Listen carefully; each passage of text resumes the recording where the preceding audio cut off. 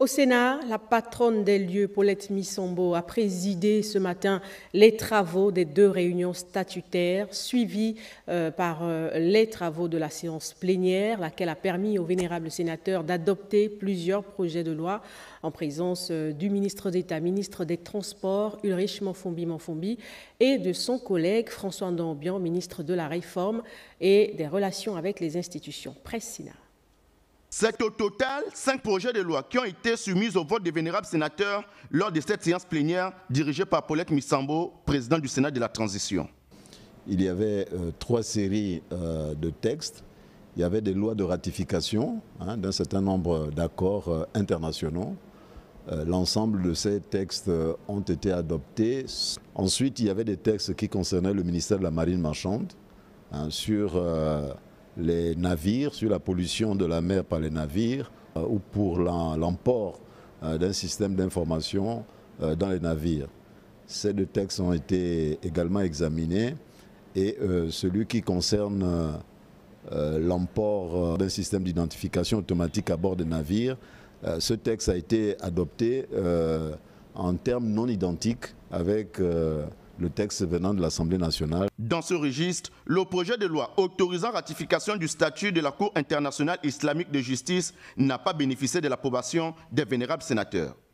Au cours du vote de cette loi de ratification, 22 sénateurs ont voté contre, 17 pour et 8 abstentions. Le gouvernement sera informé de la non-adoption par le Sénat de la loi de ratification qui a pourtant été adoptée par l'Assemblée nationale.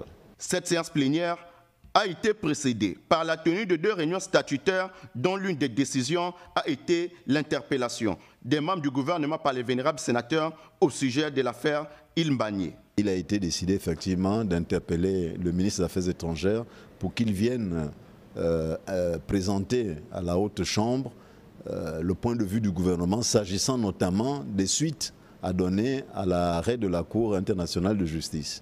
Il a également été décidé d'entendre le ministre de l'Intérieur sur la situation globale des frontières entre le Gabon et ses pays voisins.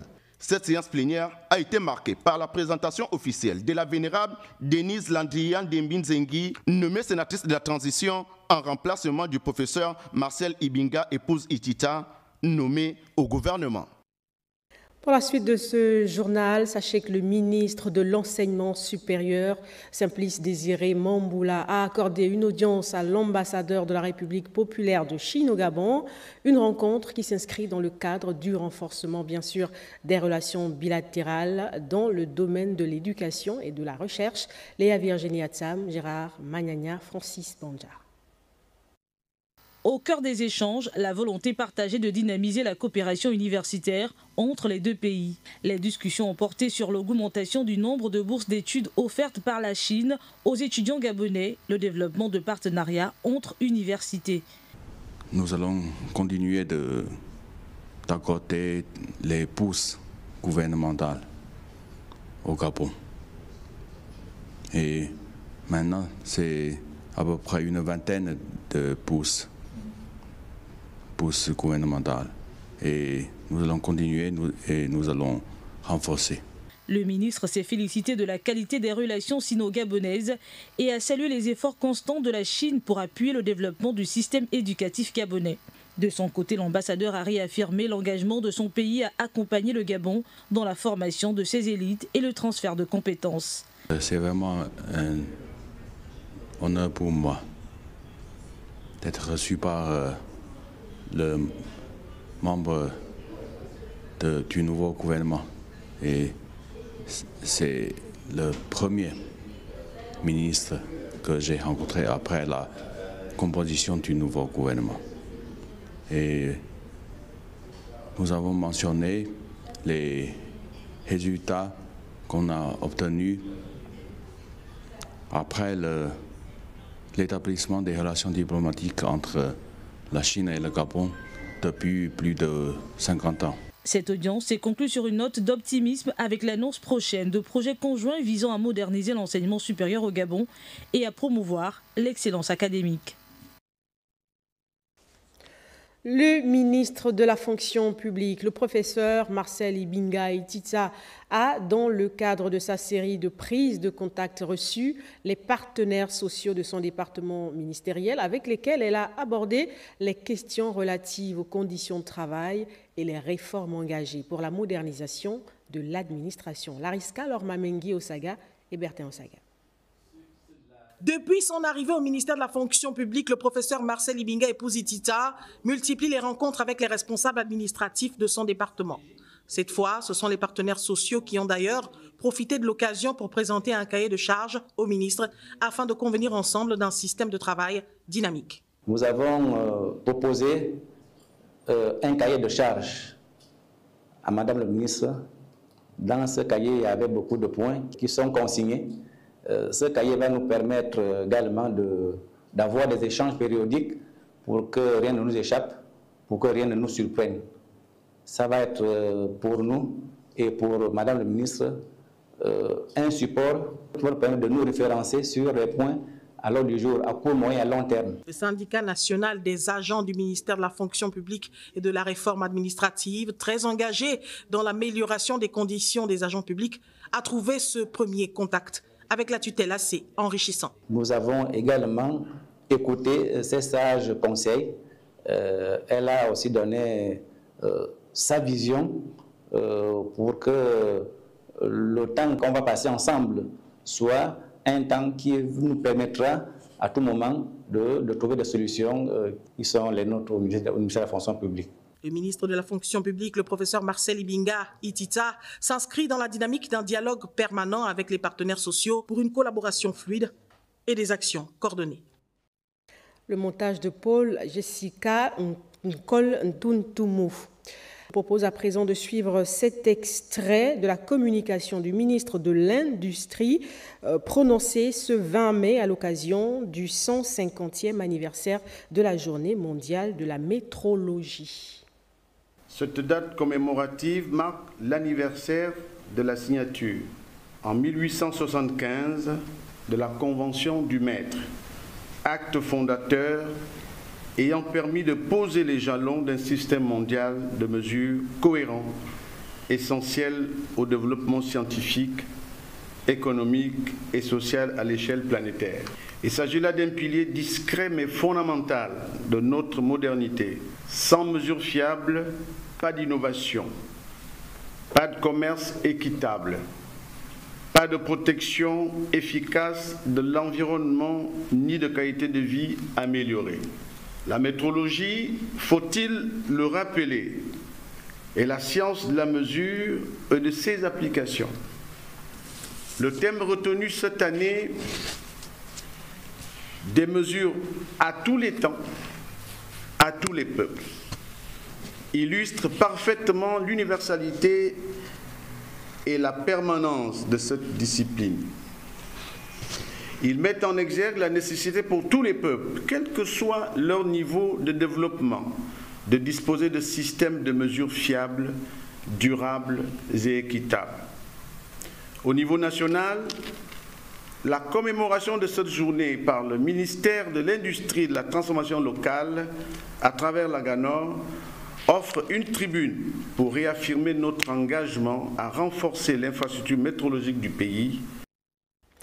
Chapitre santé également dans ce journal. Genève accueille depuis lundi la 78e Assemblée mondiale de la santé. Le ministre gabonais qui prend part a fait le point des efforts du gouvernement gabonais visant à rendre performant notre système de santé. On fait le point avec Ginette Mougola Massala et Shelly Maneya. Cette rencontre annuelle des quelques 200 États membres de l'Organisation mondiale de la santé a été mise à profit par le docteur Tedros Adhanom Ghebreyesus, le directeur général de l'OMS, pour saluer l'accord adopté in extremis relatif à la prévention, la gestion et le financement des pandémies. Présent et très actif aux côtés de ses collègues en charge de la santé, le ministre gabonais a adressé les axes forts du système national de santé. Des actions menées en vue de l'amélioration de la performance du système de santé. Il y a la mise en place des comités multisectoriels impliquant plusieurs acteurs, tels que le comité de lutte contre la résistance aux antimicrobiens, l'implication de la communauté dans la gestion des campagnes de sensibilisation et de gestion des urgences, la planification conjointe des campagnes de vaccination avec les pays de la sous-région, la mise en place d'une assurance maladie universelle qui couvre plus de 76% de la population, résultat majeur de l'action concertée de tous les acteurs en vue de l'action de tous. En marge des travaux de la 118e Assemblée mondiale de la santé, le professeur Adrien Mugugu multiplie avec ses collaborateurs en charge de la santé, du médicament et du laboratoire des séances de travail, notamment avec cette délégation conduite par son collègue marocain de la santé et de la prévoyance sociale, Amin Tarawi. Ils ont évoqué le dossier de l'envoi au Maroc de quelques médecins pour des formations en spécialité. Le Gabon a officiellement inauguré son pavillon à l'exposition universelle 2025 d'Osaka ce 19 mai, une vitrine mondiale placée sous le thème « Concevoir la société du futur, imaginez votre vie demain ». Les temps forts de la cérémonie avec Sheila Mibali. La cérémonie d'inauguration officielle du pavillon du Gabon à l'exposition d'Osaka 2025 a été rehaussée par la présence de son Excellence Joseph Giraud et Fangon Obagé, ambassadeur extraordinaire et plénipotentiaire de la République gabonaise au Japon, de son Excellence Dimitri Kerkonzen, secrétaire général du Bureau international des expositions, de Manachu Ishinoki, secrétaire général adjoint de l'Association japonaise pour l'Expo 2025, ainsi que de nombreux commissaires généraux, partenaires techniques et invités de marque. La forêt gabonaise est bien plus qu'un espace naturel. C'est une source de vie, de savoir, de solutions et d'avenir. Nous aurons donc l'opportunité de visiter un pavillon dans une immersion de l'âme verte du Gabon.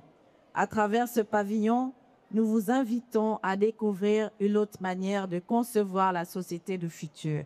Une société connectée à la nature, respectueuse de ses racines et tournée vers l'innovation. Le pavillon du Gabon, placé sous le thème « Notre forêt moteur universelle qui sauve des vies » incarne la vision du président de la République, chef de l'État, chef du gouvernement, son Excellence Brice Clotaire Oligui Nguema, celle d'un Gabon moderne, souverain et durable. Il vous propose une expérience sacrée, un parcours esthétique, mais aussi un message politique de nos hautes autorités pour dépasser les frontières et créer des liens. Plusieurs événements marqueront la participation du Gabon au cours des 6 mois d'exposition du 13 avril 2025 au 13 octobre 2025. Au mois de juin, un panel santé et bien-être autour des plantes médicinales. Présentation du parcours du Dr Albert Schweitzer, l'impact des femmes dans l'écotourisme au Gabon au mois de juillet. Une conférence à la découverte du Gabon et ses opportunités, la journée nationale du Gabon à l'Expo, au mois de septembre, un forum sur la biodiversité. Vous avez un pavillon que je ne veux pas vous garder de la visite, mais qui va au-delà de la thématique, qui va vraiment pour nous montrer comment la vie commence et comment la forêt peut sauver les vies des gens, surtout de la planète. So congratulations for your opening of the pavilion. Le pavillon du Gabon à Osaka, bien plus qu'un espace d'exposition, c'est un message d'engagement envers la planète, une main tendue vers les peuples du monde et un témoignage vivant du rêve gabonais en marche. Bienvenue dans le pavillon du Gabon, bienvenue dans le poumon vert de la planète, bienvenue dans un avenir où la forêt sauve des vies.